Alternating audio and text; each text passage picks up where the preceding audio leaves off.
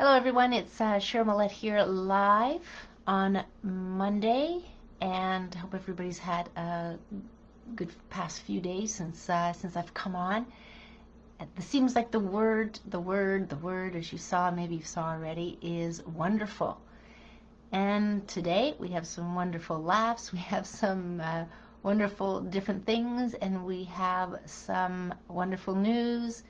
And I wonder what's going to happen tomorrow. But that's all being present in the now. That's what we want to be more and more, is present in the moment. So here we are. Hope everybody had a good weekend. I hope everybody found time to bring some whatever makes them happy. Joy brings joy, some fun, some laughter, all that, those kind of good things. So let's get into what is the something different. Actually, first I want to say welcome, and welcome to anybody who's new to watching live at 5, all things healthy. Absolutely want to do that. And the format is that we're going to talk about, first I just talk about something different, something new, then get into what's in the news, and then get into some humor, some laughter, ending on a humorous note. So that's what we're going to do, and that's what I'm going to try to plan to do. That's what I am planning to do at every live at 5. So what is this wonder? What is this wonder? This plant over here is called Wonder of the World, and I was just talking to my good friend Osman out in the, I want to say in the prairies, but he comes from the islands, and it's amazing just how many plants that come from the islands, how much knowledge that hasn't been lost, but more interest, and they're still doing it. I've heard this about other countries as well, even I think Pakistan, anyway, a couple of other countries where they remember their grandparents working with a lot of herbs. You know, if something happened, they just went and picked, and the children had no interest whatsoever in it. So let me talk about this wonder, the wonder of the world, or the leaf of life. Now let me just see if I can bring up this particular, I'm going to put the names down below about wonder of the world, leaf of life plant, the wonder healer. So let's talk a little bit about it. There's a lot of information in here. It actually has so many different names. And actually how I started with this plant was my good friend Elizabeth actually gave me a gift with just very little. I'm going to show you them in a moment. Very little sprouts. And then I went on to duplicate that after speaking to Osmond, because he was telling me just how amazing this plant is, beyond the kidney, being good for the kidneys. So Wonder of the World, the miracle plant. Who knew? I'm not sure if I'm going to say this name. It's a Calancho pinnata plant. It's also known as the miracle leaf, leaf of life, life plant, goat plant, Mexican love plant, resurrection, and soanzo leaf. And this miracle plant is native to Madagascar, but has become naturalized in Asia, Pacific, and all over the Caribbean. And now I'm growing this. Now in the summer, it's outside, loves the sun. And this is not in a big pot, which you'll see. But if the bigger pot, you get it in. Now he was telling me, Osman, so maybe mine is about 6 inches, 5-6 inches, but his are like 8 inches, and just 2 feet tall. Mine's probably about 14-16 inches tall, but his is 2 feet tall, and possibly here. Now, so recent study, as they'll say here, has revealed this amazing leaf of life plant is a rich source of T-cell suppressive flavonoids. Sounds very good, impressive, doesn't it? What this means is it has cancer-fighting properties. That's what Osman told me in our conversation this morning, because I'm just thinking kidney. And so it talks about the constituents in the plant here, beta-carotene, internal uses of the leaf. He was making a spray with it, so spraying it on and being good for arthritis. And then somebody was mentioning it was put on, the leaf was put on for boils and things like that. So tumor suppressing agent, anti-tumor activity, even diabetes, even strokes, and kidney stones. So fresh juice extracted there. So what I'm going to be planning on doing is I'm going to make some tea just with the fresh leaf. Just add hot water and then you let it steep for about 10 minutes. Anyway, I'm going to explore all the different things. And then with the stems and the stem here, you can also dry them up as well. And you just kind of like chop this up and dry it, and then you'll have it. And ongoingly, you can have it. Hypertension, pregnancy, so beneficial for pregnant women. You know, not every herb can actually be consumed that way. Sinuses, so external, yes, arthritis, cataracts. So you probably can boil some leaves in hot water, let it cool, and then squeeze the juice in the affected area. Now I'm going to tell you, I'm not foreign to this when visualizing person today, but when I was doing the raw seal oil, there were some people who had very bloodshot eyes. It almost looks like their eye was, with bleeding, but that's just the condition they had. And then with putting that in eyes, it was very, very good for their eyes. And then recently I was talking to somebody, and she mentioned her girlfriend who had bleeding in the back of the eye, and she used honey. Now it has to be raw honey, but it has to be honey, a good quality honey. And she was putting her, and then a month later, the I guess it was the eye doctor, ophthalmologist, actually said it's all healed, it's all gone, there's nothing to look at. And so here, this is, where else do you have cataracts and styles but in your eye? So this is sounding like you'll cool it down, obviously, and when it's cool, then you'll squeeze the juice on the affected area. How cool is that? Cuts and bruises. So he was telling me about that. We're making a solution, but he mixed it with other things, and then just as a spray, put it on cuts and bruises, external ulcers, those kind of things. Anyway, that's all that's there, but I'm sure if I do a little bit more research, I'm actually going to come up with other things. So when you give it names like that, so I'm just going to bring it up here so you can kind of see in the bottom. Let me just bring it closer. What I did is took a leaf and put the leaf somewhat like on paper towel, very shallow bit of water, and out of the sides of the leaf grew little plants. Grew absolutely just little plants right out. So one of these leaves, I'm going to show you where let's see if we can get it going. See where it's kind of like a reddy or purpley here, but right in the middle there would grow one. This one would, and this one would, and these three big ones are the ones that were in like the little English teacup, little English teacup. And so they're here, and they grew much larger. As you can see, they were very small, just like the ones in the bottom here.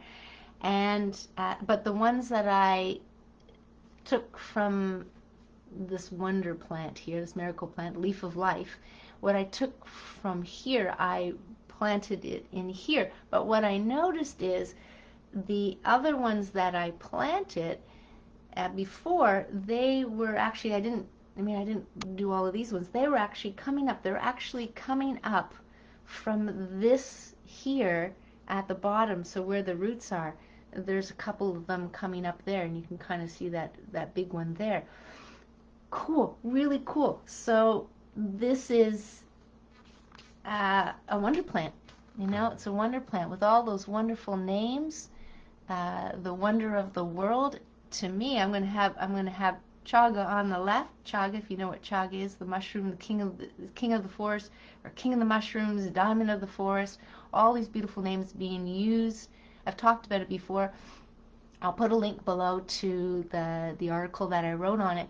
But I can just imagine, okay, if I have chaga over here, and I have this wonder of the world, or what's the other, leaf of life plant and miracle plant and all this over here, wow, these seem to be two anti-cancer and then some, probably antioxidants in here as well. But best to be in the sun, because then you'll get them nice and green. This one is nice and green, You can see that's nice and green, whereas the other one, not so much, but I probably won't use them to make tea. But that'll be my goal over the next couple of weeks, is actually to use this plant, to dry it, to make tea with it. Now explore that. So I've explored the growing part, and it's not complicated at all. It almost seems like it's a miracle in just having all these plants grow out of it on its own. It's so simple, so simple. But it is an herb, and it feels a little succulent, like but nowhere near as thick by any means. But very thick leaves, but not like an aloe vera. There's nothing in here that will come out juice-wise like the aloe vera. So I can see how it would be easier to dry that way. But that's something new. That's something different for today. And let's go into the news a little bit. And good news. So that's really good news. You know, we're thinking about our health and what things. Let me see. Well, it seems like there's some crazy stuff going on. Truly, one of the things is so crazy that I just absolutely would love to reverse if I could, but I can't, is in Quebec recently, I'll put the article down below, where a lovely Indigenous lady, I think they mentioned she had 7 children, and she passed in the hospital, but they're doing this isn't the first time, so this is why I kind of bring it up, where I'm hearing from a number of people.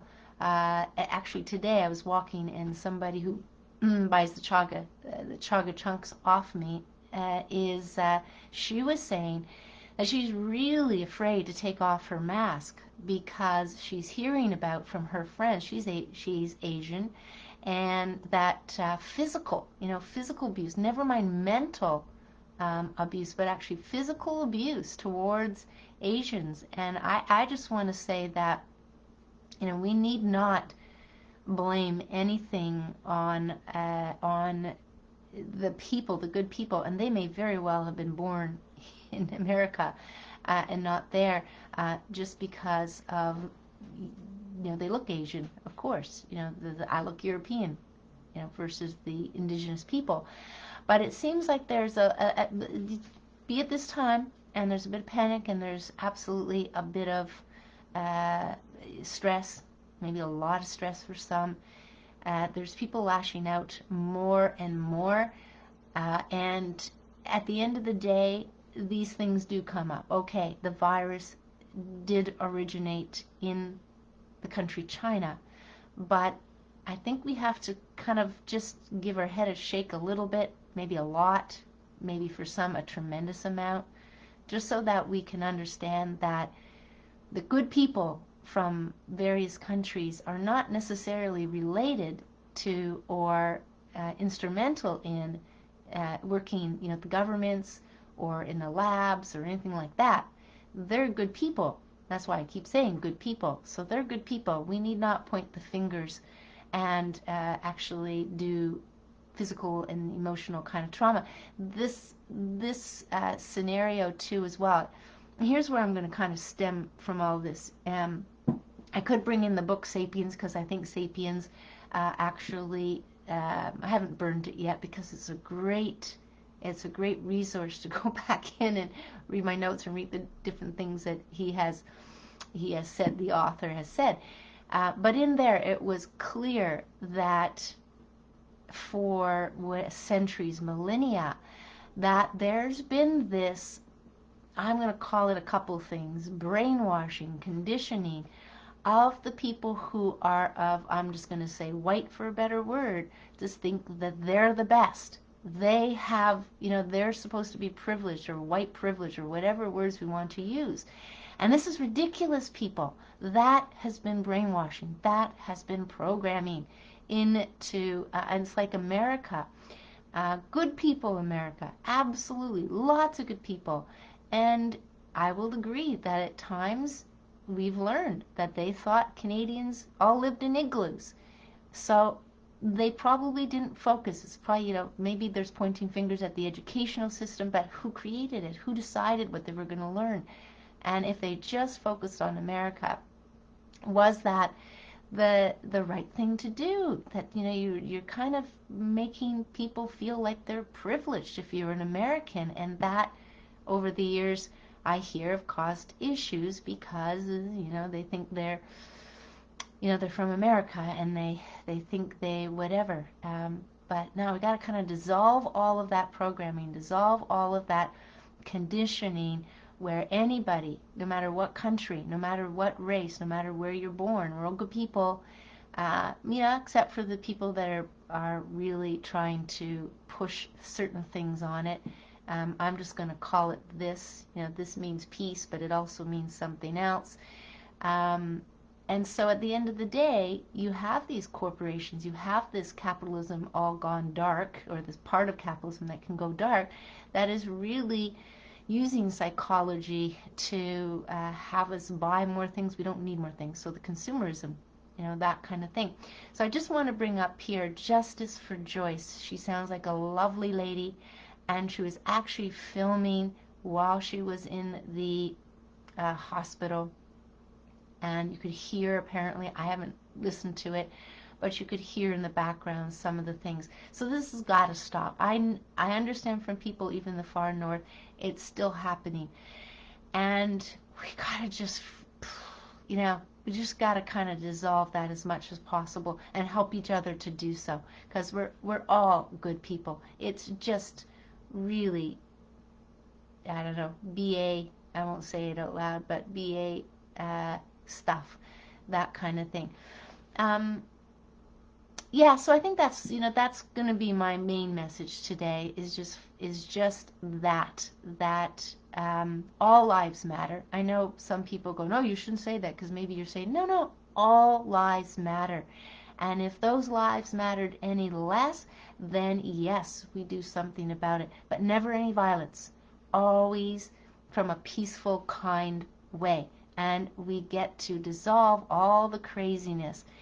So it still seems like there's been some nonsense involved in all of that, be it the violence part.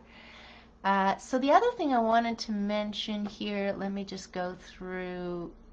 My computer's a little slow here. Anyway, you probably can still see me. The camera kind of stopped. Google Chrome not responding. Anyway, maybe I froze. We'll see what happens here.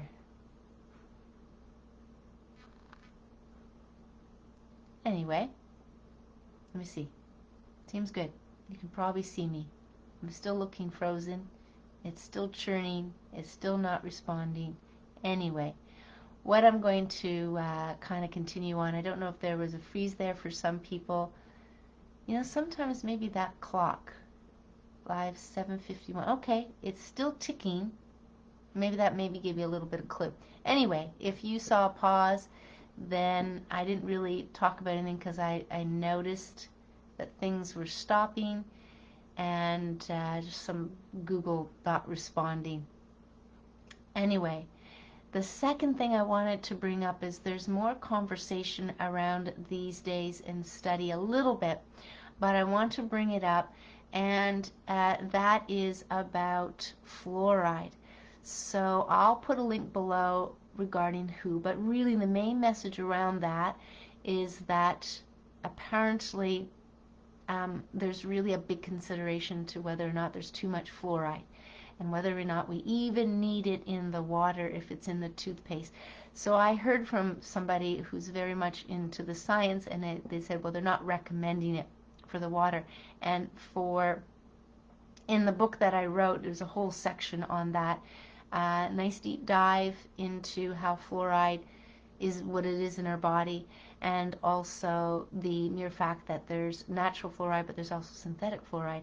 And there's a whole corridor, I think it's India and all across to China, where there's just too much. There's a huge problem with needing to take it out of the water because of the condition fluorosis, which will actually make the teeth mottled and not very pretty. But just think of hard, brittle bones. It's almost like the too much so. But I just want to bring that to people's attention. The idea is that for water and for certain products that have fluoride in it, it is the unnatural synthetic, and that's toxic for. So even on one side, you're going to read about the toxicity, which talks into the website on the WHO website about it is one of the 10 toxic substances that they're trying to, move out of our systems, move out of our water system. So whether they have anything to do with dictating to the countries or not, I don't know, but surely I will make mention of it to a couple of organizations that I've been connected with in Ireland too as well.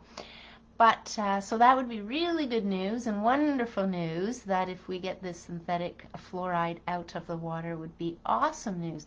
Now the other thing I want to mention, because this has been in the news quite a bit, just some of the research and just going in to see what doctors, people, healthcare practitioners are saying about, the winter. And it's not, how can I say it? It wouldn't be a surprise to me and probably most of you, which is to get vitamin D and to get some fresh air. So I really want to say vitamin D is second. Fresh air is first, because you're going to get the light. You're going to get the light on your face. You're going to get the sunlight throughout the winter through your eyes. So you're going to pick it up. Very, very important to get the fresh air first and foremost. That a number of the homes are so locked up with better insulation that there's not enough fresh air flow. So in the days, I remember people doing this. Every morning they'd open the windows up for 15-20 minutes any time of the year, and then they would close them up, and it would just re-energize the air in the home. And if somebody was not well, I remember that being a case where fresh sheets, air out the room, and they would do that on an ongoing basis, whether it was twice a day, depending on the circumstances, or more, or at least once a day. But just for our own health, fresh air, I put that as number one, and then I would say vitamin D next to that. So vitamin D supplementation is very simple. It's simple, but yet it's still something that's important. A lot of the vitamin D that was on the market was a crystallized tablet. A lot of people are familiar with that still, possibly. It's cheaper to buy, maybe easier to take. And then it moved to a liquid form, but there's different liquid forms. And at times, if there's any processing in there, you may or may not get the benefit that you need. And also, which I don't think is properly labeled, is knowing how much is vitamin D3 and how much is the vitamin D2. And there's like D1 and who knows how many there is. And they give you the D3 because that's what we've been told is the best. That's the convertible one, converting one that we need in our body, usable. Here's what I use, just so that you have the idea. And I've talked about seal oil, but I get my vitamin D in an oil in the proper process. It takes longer, more expensive, so that the D in here is primarily D3. That's it. And not a lot of, it's just nature really at the end of the day. So putting it into an oil, vitamin D, and holding it under my tongue means that the salivary glands, the sublingual glands, which are some of the salivary glands, will actually absorb it indirectly into the system. But I have to mention one other thing. I know I'm not going to do it complete justice here, but that if you're on cholesterol meds, you need to take more vitamin D, because cholesterol is what you need to convert the rays, and the cholesterol in our body converts and makes the vitamin D. And if you're on cholesterol meds, you're going to need more. And just understand that if you don't need to be on cholesterol meds, it's even better if you come off of them. Never mind the prevention stuff. To me, that's another, I'm not sure if you're allowed to say this on here, but it starts with the B.S. So that's a little bit about that. That's the news, people. I'm trying to think if there's so much to keep on top of. There's a few videos that I still have to watch and several others, so we're going to go with that. But I do want to mention, if any of you want to be in the know as far as good people coming together, there's a particular daily newsletter and how to connect with each other. Yes, I'm going to be on here, but what if the internet goes out? I guess when the internet goes out, nobody's going to send emails, are they?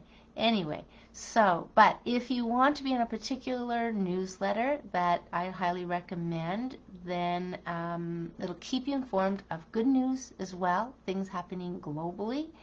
And I mentioned this as far as the meeting goes, and you might not be interested in the meetings, you might not be interested in coming up with solutions, but you want to understand what some of the solutions are so you can be there for the greater good people in our city, province, whatever. And they're going to be putting smaller groups together in the various areas at some point. So that'll be great, very helpful. So much support for small businesses, support for people. And because in meeting some people this morning, one of the things is clear is that even though I haven't worn a mask into all of the stores and done all the things that I've done, but I mean, I haven't gone out of my way to do anything that I wouldn't normally do, is they're afraid.